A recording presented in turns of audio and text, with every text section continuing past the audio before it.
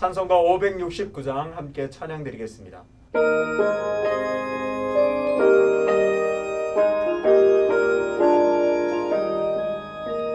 선한 목자 되신 우리 주 항상 인도하시고 그는 풀밭 좋은 곳에서 우리 먹여주소서.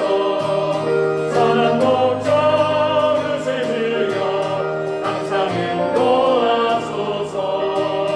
선한 목자 그새 주여 항상 인도하소서. 양의 문이 되신 예수여 우리 영접하시고 길 잃은 양의 문을 항상 인도하소서. 선한 목자 그새 주여 기도 들어주소서. 선한 목자 그새 주여 기도 들어주소서. 일찍 주의 뜻을 따라서 살아가게 하시고 주의 크신 사랑 베푸사 살아가게 하소서. 선한 목자 그새 주여 항상 인도하소서. 선한 목자 그새 주여 항상 인도하소서.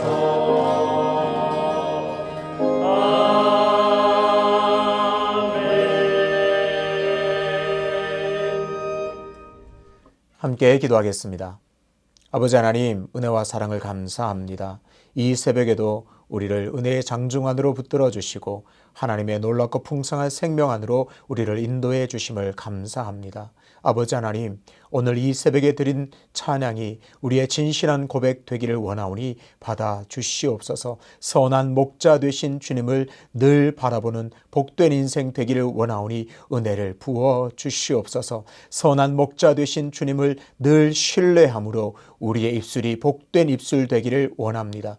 주님을 신뢰하기에 어떤 어려움과 염려 가운데도 정말 염려하지 않고 하나님을 붙들므로 하나님께서 내 인생을 책임져 주시고 인도해 주신다. 믿음으로 고백하는 복된 인생 될 수 있도록 붙잡으시고 역사하여 주시옵소서. 그래서 우리의 입술에 늘 주님을 의지하고 주님을 신뢰하며 주님을 믿는 살아있는 고백으로 하나님께 영광 올려 드리게 인도하여 주시옵소서. 하나님, 수유제일교회를 더욱더욱 붙들어 주시옵소서. 수유제일교회 앞날을 복되게 하시고 늘 그 앞길에 소망 있게 하여 주셔서 더욱 귀하게 더욱 존귀하게 하나님께 쓰임받는 교회로 삼아 주시옵소서. 담임 목사님에게 힘과 능력과 권능과 권세를 늘 부어주셔서 기도하며 주어진 모든 목회사에 감당할 때에 선하고 아름다운 열매들이 풍성할 수 있도록 인도해 주시옵소서. 살아있는 그 말씀으로 말미암아 영혼의 깊은 꼴을 먹고 남음 있는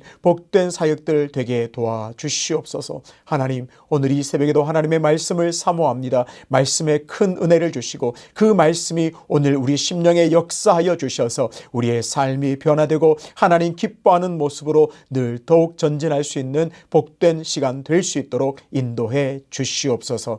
감사드리며 예수님의 이름으로 기도하옵나이다. 아멘.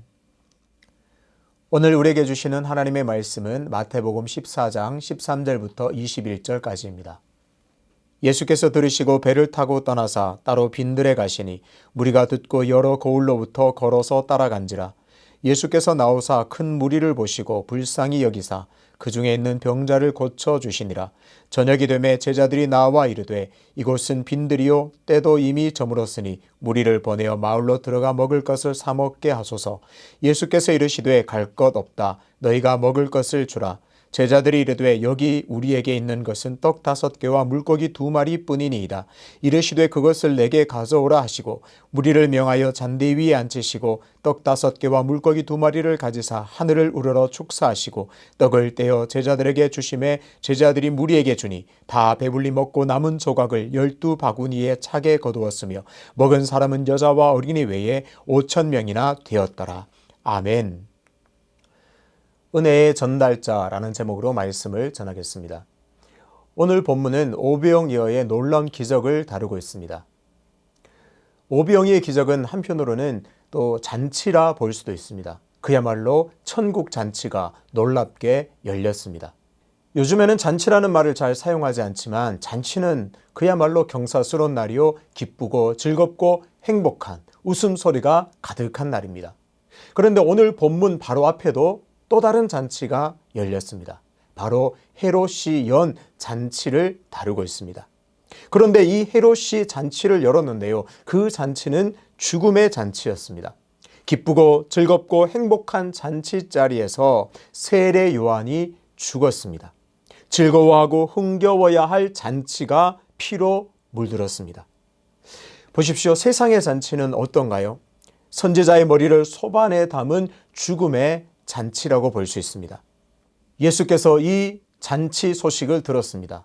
이 잔치에서 세례 요한이 죽었다는 소식을 들었습니다. 예수님의 반응은 어땠나요?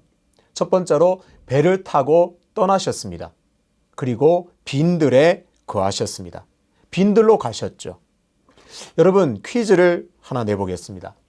성경에 보면 예수님께서 가장 즐겨 찾으셨던 기도원, 기도처가 있다면 그 이름이 무엇일까요? 바로 한적한 기도원입니다. 특별히 누가복음에 한적한 곳으로 가셨다는 그런 내용이 많은데요. 예수님께서는 큰 사역을 끝내시고 조용한 곳으로 가셔서 거기서 하나님께 기도하고 하나님의 뜻을 구했습니다. 하나님은 늘 어떤 일이 있을 때마다 끝나고 나서 또 바로 그 사역이 있기 전에 한적한 곳에서 기도하며 하나님과의 친밀한 교제를 나누셨습니다. 예수님의 습관이라고 하면 한적한 곳, 빈들, 조용한 곳으로 가는 겁니다. 예수님의 심정이 이때 어땠을까요? 동역자의 죽음에 가슴이 아팠을 겁니다. 분노했을지도 모르겠습니다. 화가 치밀어 올랐을지도 모르겠습니다. 예수님은 이런 상황 속에서도 하나님께 기도하며 하나님의 뜻을 구했습니다. 어디서요? 빈들에서 그렇게 하나님과 친밀한 시간, 조용한 시간을 가졌습니다. 오늘 우리에게도 이처럼 한적한 곳이 필요합니다. 세상은 너무나 분주합니다. 저는 계속해서 그런 생각을 많이 합니다. 특별히 고속도로에서 차를 운전할 때 사람들이 이렇게 바쁘게 움직이는데 사람들이 무슨 생각을 하면서 움직일까?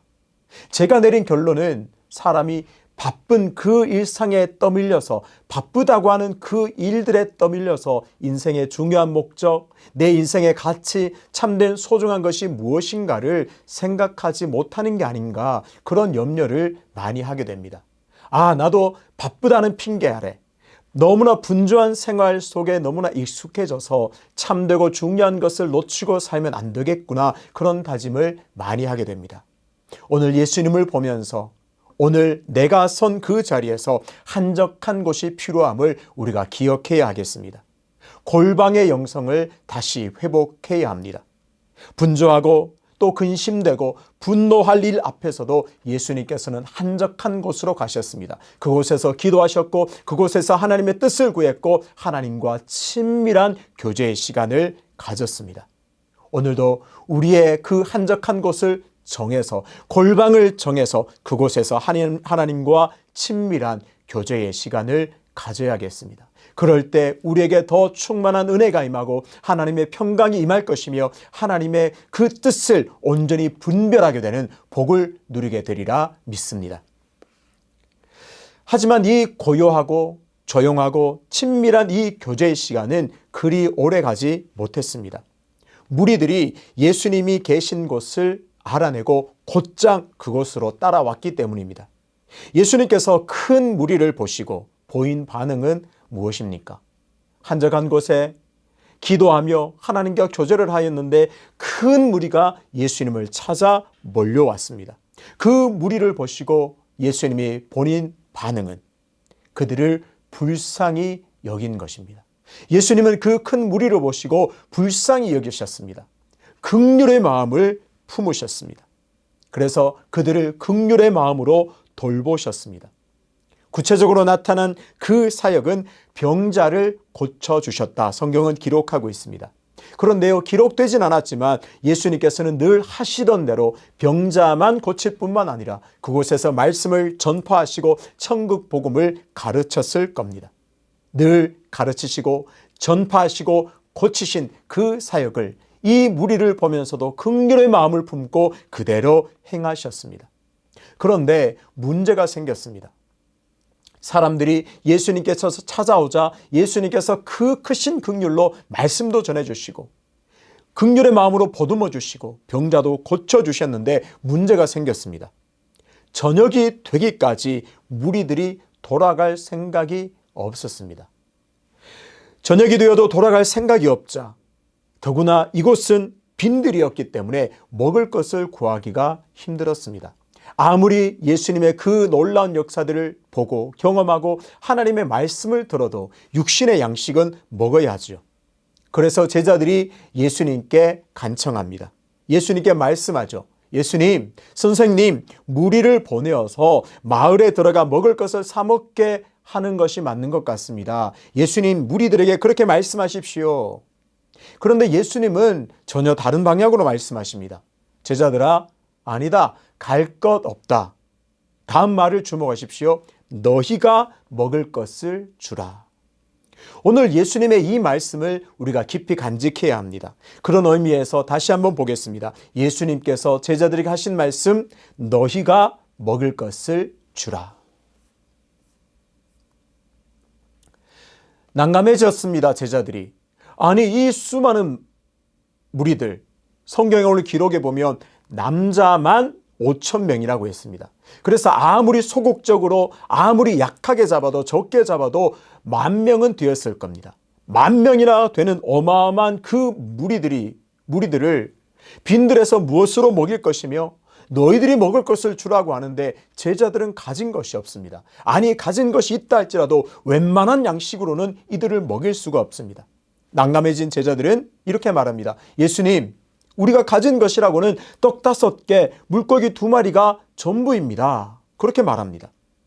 예수님은 그 말을 들으시고 그것을 나에게 가져오게 하라. 그렇게 말씀하십니다. 그 다음에 정말 이해하기 힘든 행동을 하십니다. 제자들에게 말하죠. 무리들을 잔디 위에 앉게 하라. 상식적으로 참 이해할 수 없는 부분입니다. 다시 한번 말씀드리지만 인원이 얼마라고요? 남자만 5,000명입니다. 아주 적게 잡아도 10,000명이라는 숫자입니다. 아니, 10,000명이라고 예상하지 말고 그냥 문자 그대로 5,000명만 있다고 가정해 봅시다. 5,000명은 정말 엄청난 숫자입니다. 떡 5개, 물고기 2마리 뿐인데 적어도 10,000명이 넘는 그 사람들을 앉게 했습니다. 사람들은 앉게 했으니까 무엇을 기대했을까요? 먹을 것을 기대하죠. 제자들의 심장이 어땠을까요? 아, 지금 예수님께서 무슨 일을 하시는가? 아니, 아무 대책도 없이 사람들을, 이 무리들을 앉게 하면 어떻게 한단 말인가 생각할지도 모르겠습니다. 예수님은 아랑곳하지 않으시고 그 무리들 앞에 서서 하늘을 향해 축사하십니다. 보리떡 5개와 물고기 2마리를 높이 들어서 하늘을 향해 들고 그것에 축사하셨습니다. 그리고 떡을 떼어서 제자들에게 나누어 주십니다. 그리고 제자들은 예수님께서 전해주신 그 떡을 무리들에게 주었습니다. 오늘 아까 우리가 기억하자는 부분이 있었는데 무엇이죠? 예수님의 말씀, 너희가 먹을 것을 주라. 그리고 이 부분도 중요합니다. 잘 유심히 보겠습니다. 지금 축사하시고 난 다음에 어떤 형식으로 무리들에게 이 떡이 그리고 물고기가 전해지는지를 기억해야 합니다. 예수님께서 직접 무리들에게 주지 않으셨습니다. 예수님께서 직접 주시지 않고 예수님은 제자들에게 먼저 떡을 떼어 주셨습니다.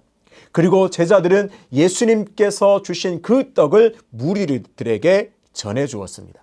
그러니까 예수님, 제자, 그리고 그 제자를 통해서 무리들이 먹었습니다. 그랬더니 정말 놀라운 일이 일어납니다. 무리들이, 그 수많은 수천 명, 10,000명이 넘는 그 사람들이 다 배불리 먹었습니다. 저는 특별히 이 부분이 정말 많은 생각이 들었습니다. 다 배불리 먹고 남은 조각을 거두어 보니 12바구니가 되었다. 여러분 생각해 보십시오. 사람들이 빈들에 와서 예수님의 말씀도 듣고 기적도 체험하고 그 병도 고침받아서 참 좋습니다. 그런데 배가 너무 고픕니다. 그래서 예수님께서 축사하시고 떡을 떼어 주었는데 그 배고픔을 달래고 배고픔을 채우기 위해서 얼마나 많이 먹었겠습니까? 그래서 먹고 충분히 먹고 더 이상 음식을 거들떠 보지도 않은 그런 상태까지 먹었을 겁니다. 그런데 그렇게 남은 조각이 12바구니가 되었습니다. 만약 자식이 있고 아내가 있다면 계속 먹어라, 배부르도록 먹어라 음식을 강하게 권했을 겁니다. 그렇게 먹고 배부른 상태에서 거둔 것이 12바구니가 되었습니다. 저는 오늘 이 말씀을 읽으면서 특별히 그 남은 조각에 마음이 갔습니다. 아주 배부른 상태에서는 이제 남은 조각들, 좀 과하게 얘기하면, 다른 말로 얘기하면 그 남은 조각, 찌꺼기에는 눈이 가지 않습니다. 그런데 예수님께서는 그것을 거두게 하셨죠. 그 남은 조각도 소중한 것이다. 그러니 거두어라 예수님께서 말씀하셨습니다. 그 남은 조각도 하나님의 역사의 흔적이고 그 남은 찌꺼기 같은 그 음식들도 하나님의 역사의 기억임을 우리는 꼭 가슴에 새겨야 합니다. 그렇습니다. 은혜의 작은 조각도 우리는 소중히 여기고 기억해야 합니다. 내 인생에 정말 놀라운 기적 같은 그 일도 중요하지만 우리의 일상에 베푸신 아주 작은 하나님의 돌보심, 하나님의 정말 세밀한 그 돌보심을 우리는 더욱더 기억해야 합니다. 그 은혜의 작은 조각도 하나님의 역사임을 기억하고 그 은혜의 조각들을 보면서 하나님도 오늘도 내 인생에 역사하셨구나, 오늘도 내게 이런 놀라운 일이 일어났구나, 하나님을 찬송하게 되시기를 바랍니다. 하나님의 일하심의 작은 흔적들을 보면서 우리는 오늘도 감사의 찬송을 올려드려야 하겠습니다. 오늘 예수님께서 베푸신 오병이어의 놀라운 기적을 함께 보았습니다. 그런데 그 잔치는 그야말로 생명의 잔치였습니다. 헤롯이 베푼 잔치는 죽음이 가득했습니다. 선지자의 목을 쳐서 죽이는 피로 물든 잔치로 변했다면 예수님께서 베푼 그 빈들에서의 잔치는 생명으로 가득 찼습니다. 예수 안에 충만한 그 긍휼, 불쌍히 여김에서 시작되어서 제자들이 그 긍휼의 전달자가 되므로 기적이 일어났음을 오늘 우리는 기억해야 합니다. 질문을 드리겠습니다. 그러면 오늘 이 놀라운 생명의 잔치, 오병이어의 놀라운 천국 잔치에서 가장 큰 수혜자는 누구일까요? 오병이어의 가장 큰 수혜자는 누구일까요? 모르겠습니다. 다른 답을 말씀하실 수도 있겠지만 저는 거침없이 제자들이라고 말하겠습니다. 제자들이야말로 오늘 이 천국 잔치, 오병이어의 잔치의 가장 큰 수혜자입니다. 왜 그럴까요? 예수 그리스도의 정체를 이 기적을 통해서 알게 되었고 그 놀라운 기적의 한가운데서 은혜의 전달자로 생생하게 그 기적을 목격했기 때문입니다. 모르겠습니다. 수천 명, 만 명이 넘는 그 사람들이 모여서 예수님께서 그 축사하시고 떡을 전달했는데 저 뒤에 있는 사람, 멀리 있는 사람은 이 음식이 도대체 어디에서 온 것인지 모르는 사람도 있었을 겁니다. 영문도 모른 채 그저 배불러서 그저 좋다, 감사하다 했는 사람들도 많았을 겁니다. 그런데 그 떡을 전해준 제자들은 전달할 때마다 한 사람 한 사람 나누어 줄 때마다 하나님의 역사를 체험했고 하나님의 놀랍고 경이로운 그 역사를 경험하고 목격했습니다. 하나님께서는 오늘 우리에게도 말씀하십니다. 예수 그리스도의 제자들로 살아가는 나의 자녀들아, 너희가 먹을 것을 주라. 너희가 나의 놀라운 은혜의 전달자가 되어라. 나의 놀라운 기적과 은혜와 평강과 은혜를 전달해 줄 사람이 없구나. 제자도로 살아가는 너희들이 은혜의 전달자가 되어야겠다. 예수님께서 우리를 초청하시고 하나님께서 우리를 부르시는 줄로 믿습니다. 우리가 제자로 은혜의 전달자로 쓰임받을 때 오늘도 우리는 놀라운 역사의 한가운데서 하나님의 일하심을 목격하게 될 것입니다. 코로나로 어렵고 여러 가지 근심 걱정으로 어렵다 할지라도 오늘도 하나님의 놀라운 그 은혜의 전달자로 쓰임 받을 때 오병이어와 같은 놀라운 그 하나님의 기적을 생생하게 경험하게 되는 복을 누리게 되시기를 주님의 이름으로 축복합니다. 아버지 하나님, 은혜와 사랑을 감사합니다. 오병이어의 놀라운 기적, 생명의 잔치를 보게 하심을 감사합니다. 하나님, 많은 사람들이 은혜를 입었지만 가장 큰 수혜자는 제자들임을 보게 되었습니다. 예수님이 전해진 그 떡을 한 사람 한 사람 나누어 주면서 하나님의 놀랍고 경이로움을 그 한가운데서 생생하게 목격한 제자들을 기억합니다. 하나님, 오늘 우리 모두가 제자들처럼 오늘도 우리의 삶의 자리에서 은혜의 전달자, 복음의 전달자로 살게 하여 주시니 감사합니다. 그렇게 은혜의 전달자로 살 때에 오늘도 풍성한 하나님의 역사를 그 누구보다 경험하게 되는 복을 허락해 주시옵소서. 그리하여 우리의 은혜의 전달자로 살아가는 우리 한 사람 한 사람을 통해서 오늘도 주님 크신 영광 홀로 받아 주시옵소서. 연하여 주님 가르치신 기도로 기도하오니 하늘에 계신 우리 아버지, 아버지의 이름을 거룩하게 하시며 아버지의 나라가 오게 하시며 아버지의 뜻이 하늘에서와 같이 땅에서도 이루어지게 하소서. 오늘 우리에게 일용할 양식을 주시고 우리가 우리에게 잘못한 사람을 용서하여 준 것 같이 우리 죄를 용서하여 주시고 우리를 시험에 빠지지 않게 하시고 악에서 구하소서. 나라와 권능과 영광이 영원히 아버지의 것입니다. 아멘.